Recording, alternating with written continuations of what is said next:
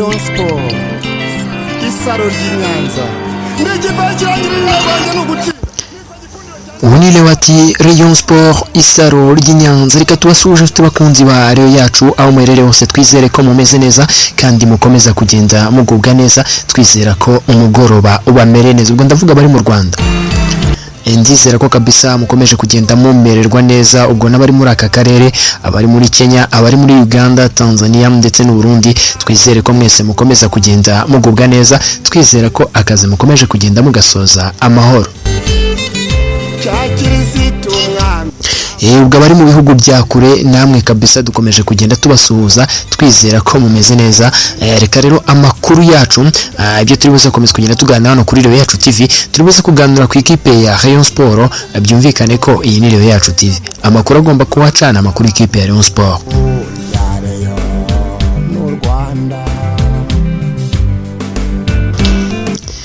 kera kabaye nyuma yo kwigira nabi kwa Majaliwa Aruna Musa ekipe ya Rayon Sport yabonye umusimbura wa Aruna Musa Majaliwa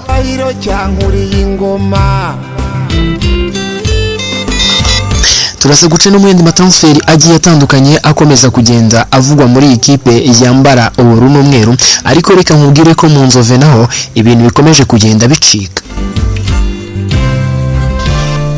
batangiye ari 45 Kayiranga Batista arashakamo batanu bonyine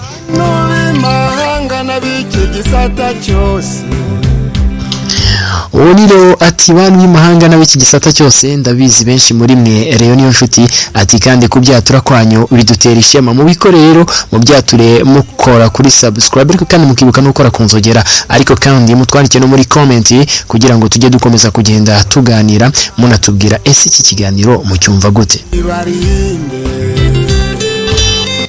ese niki cyakongerwa muri iki kiganiro kugira ngo kirusheho kugenda neza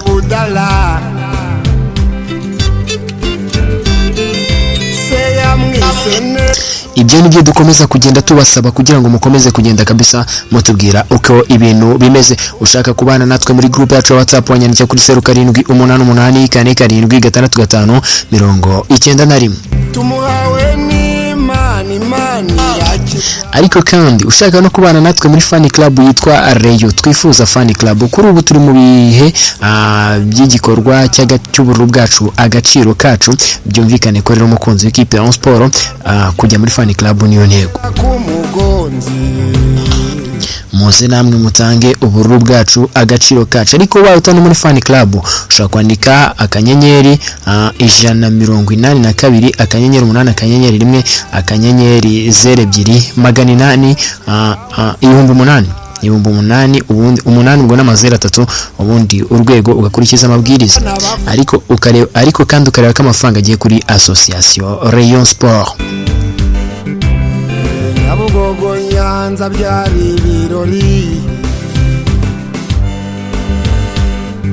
akayira gasangwa mu mabara abiri Unile ati Nyabugogo Nyanza byari ibirori akayira gasangwa mu mabara abiri njewe kabisa ebana kabisa abantu baherekeje ikipe ya Rayon Sport ivi Kigali ijya Nyanza 2012 2013 abo bantu ndabubaha cyane ubwo hari muri 2012 ekipe kabisa ntago byabyifashe neza ekipe ikiri Kigali ariko nyuma ekipe yaje kujya Inyanza ekipe yari maze imyaka 9 itazi ku gikombe cya championnat gisa ariko yageze Nyanza ekipe itwara igikombe ubwo abantu kabisa bayiherekeje kuva Nyabugogo kugera Nyanza ibyo umuhanzi akomeza kugenda avuga ati na polisi y'igihugu abahamya ebana twizere ko mumeze neza mwakoze akazi gakomeye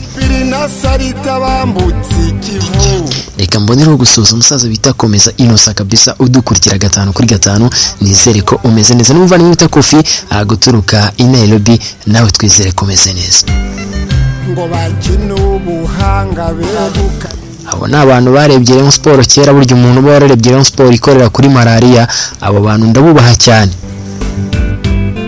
mbesura umujema na kasimuna yareka tugaruke rero mu kiganiro cyacu nyirizina tureba amakuru akomeza kugenda avugwa muri ikipe yambara ubururu n'umweru Rayon Sport isaro ry'Inyanza gikundiro cy'abanyarwanda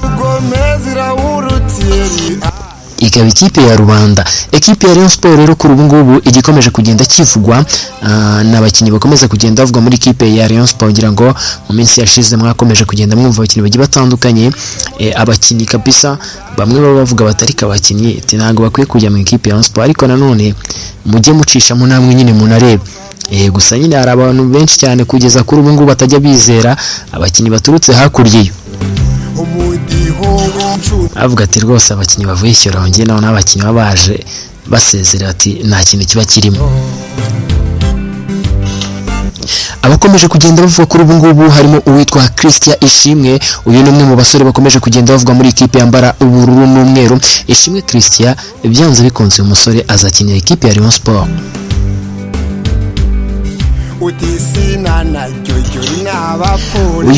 Uyu musore yakomeje kugenda avugwa mu ikipe ya Rayon Sport. Uyu ni umusore waganiriye n'ikipe ya Polisi, baravuga ati ikipe ya Polisi iransuzuguye byo ku rwego rwo hejuru. Komeje kugenda avuga ati kabisa ati aka gasusuguro k'abapolisi aka gasuzuguro ntabwo gasanzwe kabisa, kumfata bakangereka miliyoni 7 ku myaka 2. Umukinnyi w'ikipe y'igihugu ya Nationali uyu nguyu rero akaba ari Ishimwe Christian, akaba ari umwe mu basore bakomeje kugenda bavugwa muri ikipe yambara ubururu n'umweru. Uyu musore rero ebana kabisa abakunzi b'ikipe ya Rayon Sport kabisa benshi nyamona bakunda kuvuga ngo ntabwo bashaka abakinnyi bavuye mu ikipe ya APR,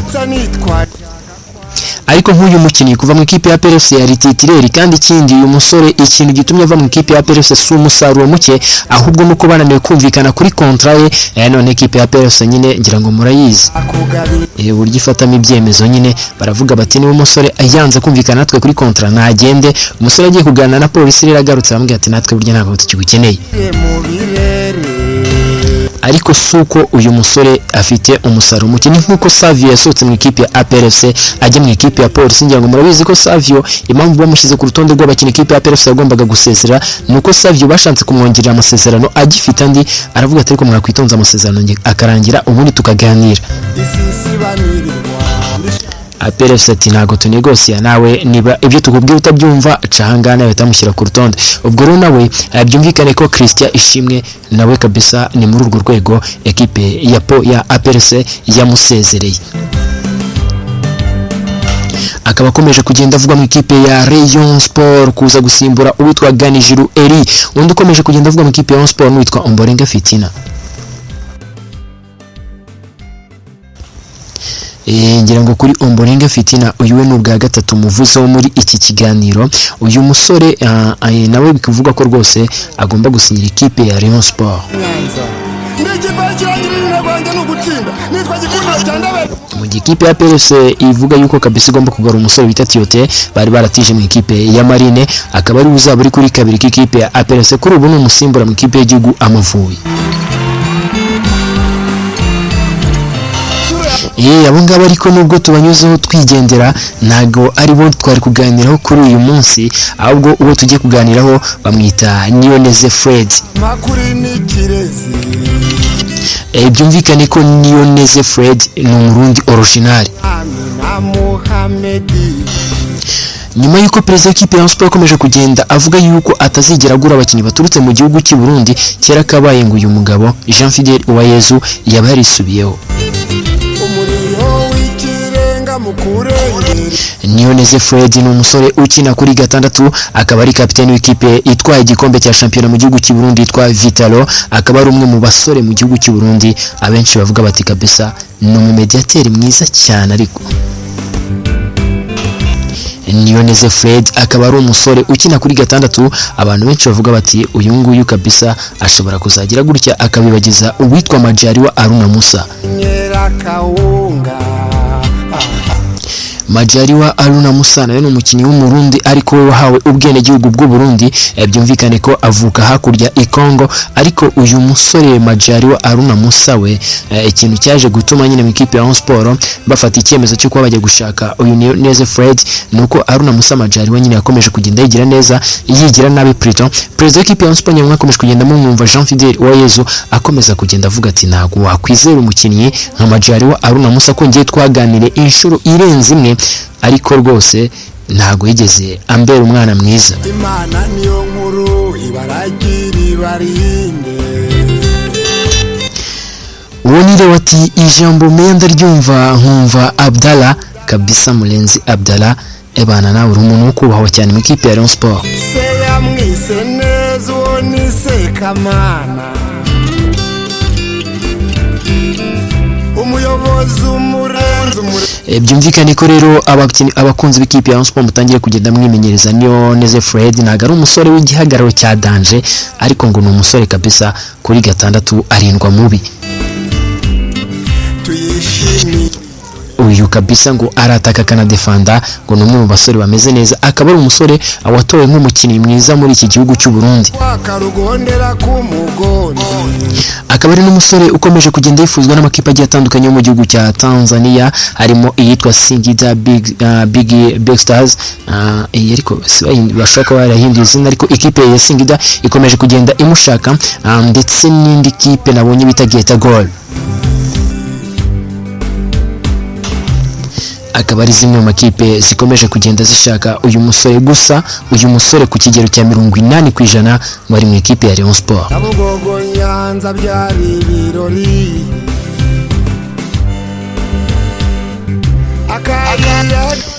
Byumvikane ko rero Niyoneze Fred, reka dukomeze kugenda twumubwira ngo welcome mu ikipe ya Rayon Sport. Reka tuve kuri Niyoneze Fred tujye ku bandi bakinnyi batandukanye bakomeje kugenda bakora selection mu Nzove.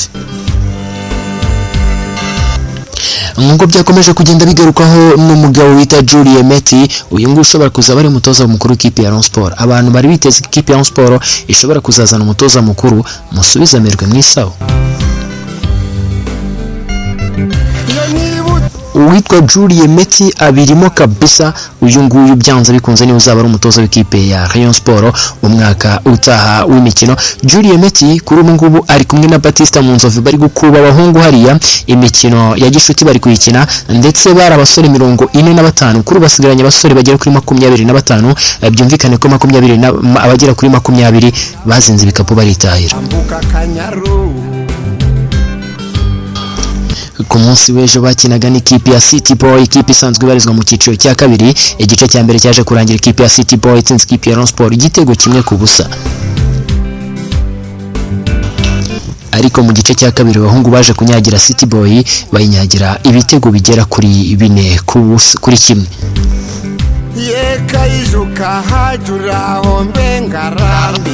Intego ngo ntago ari ugushaka insinzi nkuko Julie Meti akomeza kugenda bivuga ati intego yacu ntago ari ugushaka insinzi ku makipe dukomeza kugenda dukina, ahubwo intego yacu ni ukureba talazi ikenewe mu ikipe ya Rayon Sport. Nkuko yakomeje kugenda abitangaza, uyu mutoza Julie Meti yakomeje kugenda avuga ati twebwe icy'ingenzi dukine mu ikipe ya Rayon Sport ni abakinnyi bazaza kuzuza squad, ntago ari abakinnyi babanzamo mu byumve neza, ni abakinnyi bazaza kuzuza squad y'ikipe ya Rayon Sport. Ati ni wa mukinnyi ushobora guha iminota 10 agataha yishimye, atari wa mukinnyi uha iminota 10 agataha arakaye. Ati kandi n'ubundi nta nicyo ari buze gufasha ikipe ya Rayon Sport. Ati cyangwa atari wa mukinnyi bicara kuri benshi avuga ati njye bigihe umushahara wanjye uzazira nta kibazo, ntakina. Ati umushahara wanjye uzaza. Uyu Julie Meti akavuga ati twe tuzaba dufite abana hariya badasaba na byinshi.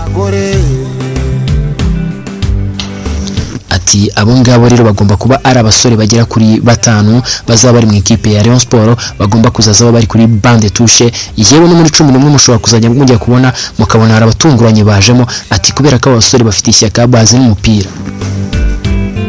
Nawe Kanyamaya uwo akaba ari umutoza Julie Meti. Byumvikane ko uretse Julie Meti na Kayiranga Batista, abandi batoza bibere mu karuko, yaba uwitwa Lawrence Webo, uyu nguyu legend w'ikipe ya Rayon Sport, ndetse na Lebita Ayabong, uyu nguyu agira ngo muramuzi n'umutoza wa fitness mu ikipe ya Rayon Sport, cyangwa se n'umutoza wongerera ingufu abakinnyi mu ikipe ya Rayon Sport. Kreyoni wowe nkunda n'ikimenyimenyi. Ubwo rero abantu babishoboye nyine mujya ku Munzove murebe uburyo Kayiranga Batista akomeza kugenda yitoranyiriza atarangira ngo murabizi ko ari byo bintu bye. Kandi nizeye Imana. Reka dukomeze kugenda tubashimira, tubabwira ko ibiganiro byacu mukomeza kugenda mubikurikira amasaha ari imbere, amakuru abagezweho n'ahandi uzigera uyasanga atari kuri here yacu. Njye Mbadi Modric, amakuru nkaya nkubwire ngo ebana kabisa turayaguhishiye mu gitondo uze kuba uri tayari. Imana ibarinde.